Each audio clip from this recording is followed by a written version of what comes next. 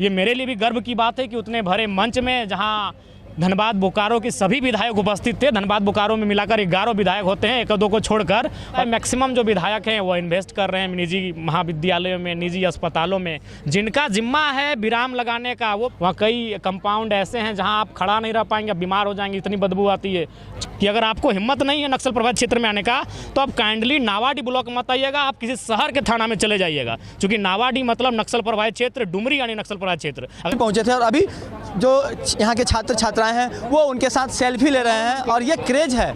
मंच पर किसी अन्य विधायक का नाम राज्यपाल ने नहीं लिया और सिर्फ ये बड़ी बात है। तो सीधे हम जयराम महतो से ही रूबरू होते हैं। राम जी, मंच से राज्यपाल ने जिस तरह से ही नाम लिया और बताया कि किस तरह से विधायक का आचरण होना चाहिए। महामहिम 8 बार लोकसभा के सांसद रह चुके हैं, आपकी जानकारी के लिए बता दूं, और उस व्यक्ति ने मैंने कहते हैं कि शून्य से शिखर तक का सफ़र तय किया है।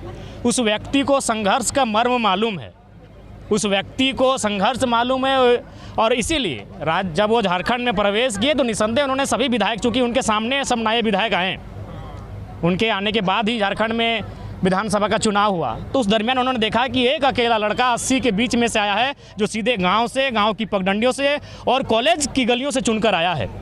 तो निसंदेह उन्होंने, ये मेरे लिए भी गर्व की बात है कि उतने भरे मंच में जहाँ धनबाद बोकारो के सभी विधायक उपस्थित थे। धनबाद बोकारो में मिलाकर 11 विधायक होते हैं, एक दो को छोड़कर, और अगर मेरा नाम उन्होंने लिया तो ये मेरे लिए एक पुरस्कार है, मेरे लिए एक गौरव है, मेरे लिए एक सम्मान की बात है।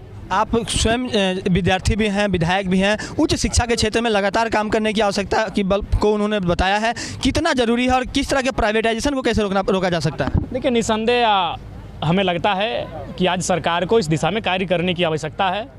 आज जिस प्रकार से एक आम व्यक्ति और एक विशेष व्यक्ति में आर्थिक जो स्थिति में खाई जो उत्पन्न हुई है, उससे अगर रोकथाम नहीं करते हैं तो आने वाले कुछ वर्षों में, एक आध दशकों में शिक्षा के क्षेत्र में एक बहुत बड़ी खाई उत्पन्न हो जाएगी। आम व्यक्ति का बच्चा एक सीधी पढ़ाई के लिए संघर्ष करता हुआ दिखेगा। तो हमें लगता है कि जिस प्रकार से मैक्सिमम हम निजीकरण की ओर जा रहे हैं, उन पर विराम लगना चाहिए, और विराम लगाएगा तो लगाएगा कौन?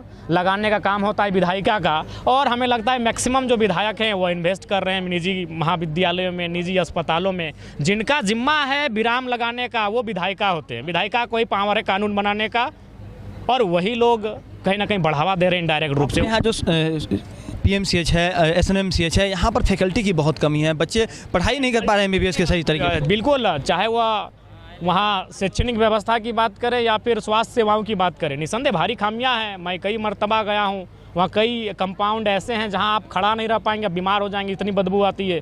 छात्राओं को भी काफ़ी समस्याएं होती हैं। निसंदेह ये चिंताजनक विषय है।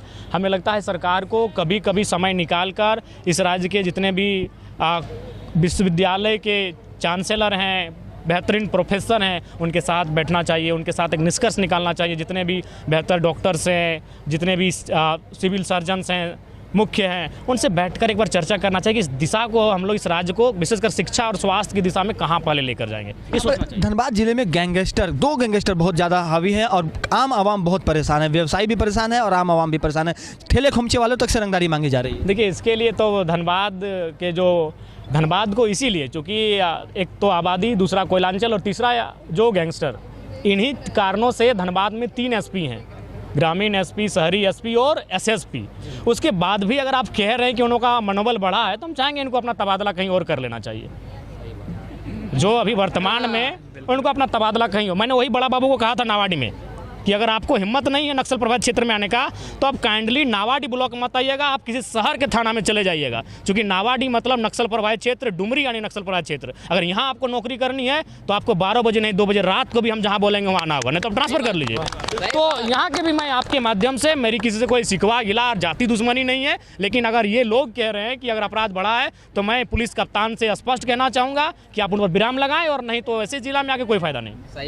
जिस तरह से अभी जयराम महतो ने चुनौती दी है प्रशासन को और कहा है कि अगर आप अपराध पर नियंत्रण नहीं कर सकते, उस पर लगाम नहीं लगा सकते, गैंगस्टरों पर अगर आप काबू नहीं पा सकते तो आपको यहाँ से तबादला करवा लेना चाहिए। 3-3 एसपी जिले में हैं, तो उनकी भी जो जवाबदेही है कहीं ना कहीं जनता के प्रति है। और ऐसे में अगर गैंगस्टर मुंह उठा रहे हैं, सर उठा रहे हैं, लोगों को रंगदारी के लिए धमकियाँ आ रही है, तो कहीं ना कहीं यह एक चिंताजनक विषय है। साथ ही इन्होंने उच्च शिक्षा के विषय में भी कई तरह की बातें कही है। कहा है कि जो माननीय है, खासकर जो सूबे के मंत्री हैं या फिर जो विधायक हैं, अगर उनके इन्वेस्टमेंट अगर निजी विद्यालयों में, महाविद्यालयों में, शैक्षणिक संस्थानों में, बीएड कॉलेजों में अगर होंगे, निजी अस्पताल की अगर उनमें अगर उनका इन्वेस्टमेंट होगा, तो कहीं ना कहीं निजीकरण को बढ़ावा मिलेगा। इससे शिक्षा व्यवस्था बहुत अच्छी दुरुस्त नहीं हो सकती है और निजीकरण को रोकने के लिए सरकारी शिक्षा व्यवस्था, सरकारी स्वास्थ्य व्यवस्था, तमाम चीज़ों को सुदृढ़ करने की आवश्यकता है। सहयोगी प्रभात और रोशन के साथ राजकुमार जायसवाल, 11 स्कोप, धनबाद।